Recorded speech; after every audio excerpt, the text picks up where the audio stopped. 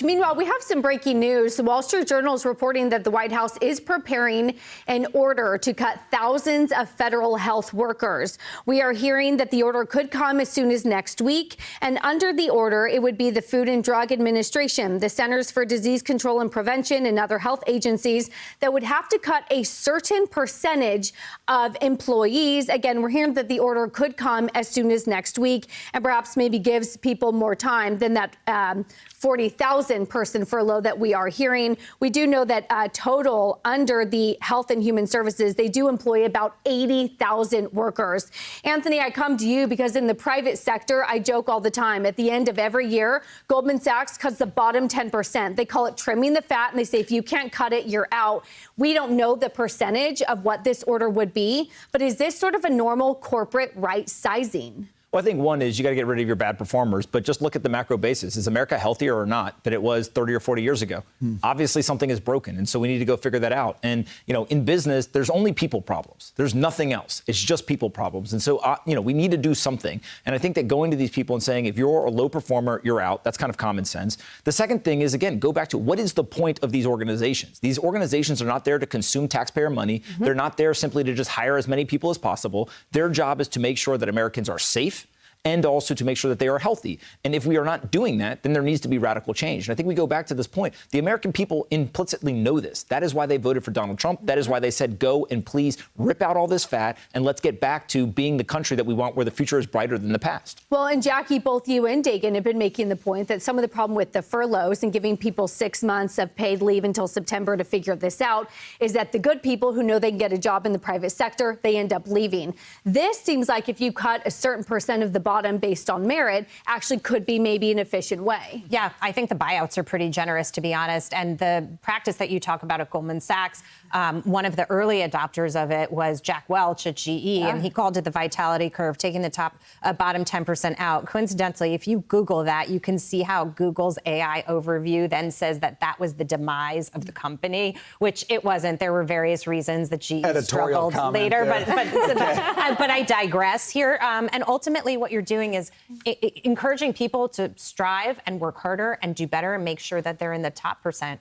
Getting rid of the waste sets a precedent for people to understand that they can't slack off and still get a paycheck. Well, and Open the Books reported, look, HHS, Health and Human Services, has 294 DEI staffers at a cost of about $39 million. So in some ways, we're not even talking about the bottom performers. We're just talking about stuff that Trump has said we're not going to do anymore because it doesn't promote health and maybe does the opposite of promoting health. So let's get rid of them. I mean, that's like 0.25% right there of the workforce just on something that Trump says we're not going to do anymore. The point is, this is a massive budget in HHS. They've got 80,000 employees. Are you telling me in that whole system you can't find 1-2% of the workforce that can help save taxpayers a little money? I don't buy that. But this is what Anthony was mentioning earlier. This is the application of business thinking within the federal government. And President Trump hasn't been there even 3 weeks yet. And it's also what failed to happen truly in his first term. Drain the swamp didn't happen, and it resulted in him being targeted with lawfare. And targeted before he even got out, one impeachment while he was, still, or 2 impeachments. But again, while he was still there and then after he left, this is just a complete reversal of everything that we know government to be. And corporate America, and we saw this like during COVID, a lot of the large tech companies just went in and did culled the low-performing employees because it's much easier to do a layoff than to go in and strategically fire people because of the legal ramifications of trying to let someone go and fire them. You just say, we're cutting 10%. Goodbye. Now, they haven't identified a percentage. Each different, kind of sub-agency, like FDA, has to identify a percent of the people that they're going to lay off. But it also brings in, eventually, artificial intelligence. One of the great innovations will be and already is the use in medicine. Like if you can put into ChatGPT like your child's dental records, and if you're not getting a proper diagnosis, I've seen this happen.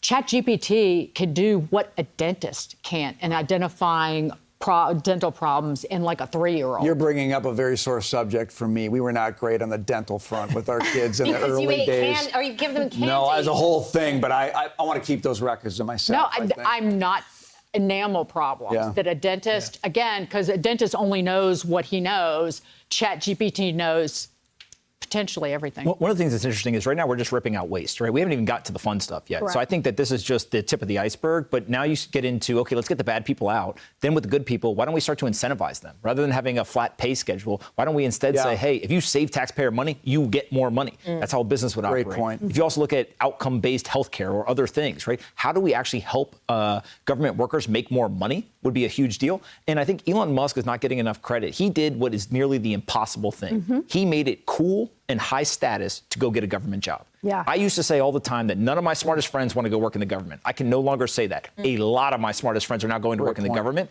And I think that if you put smart, intelligent, hardworking people in these jobs, they don't want to work with C players. They want to work with other A players, and they're going to attract great talent, and we're going to get America back on track. It gets the Musk idea of the way he thinks. It's, what have you done today? What have you done today? What have you done this week? What have you done this week? And that's just how any good company and potentially the federal government should operate. Talking about the private sector, Anthony, desperate for your thoughts on MicroStrategy, which I guess I should now be calling Strategy because they changed their name. They said we're not micro anymore. We are just Strategy. And they said that that's going to help them rebrand themselves, is really focused on Bitcoin. You guys, they have a plan to raise $42 billion. They are halfway there.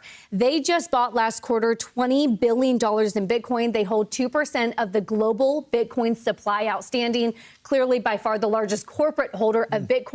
What do you make of it? Well, I think that this strategy works, right? And I think that's maybe the biggest takeaway is that historically companies have had two levers to pull. You can make more money in revenue or you can cut expenses. And people have done that with great success over the years. What MicroStrategy really did was they said, wait a second, we have a third lever to pull, which is let's put Bitcoin on our balance sheet. Let's weaponize that balance sheet. And so because it's worked, it's spawned copycats all around the world. And so I think that this is going to become something that's really interesting.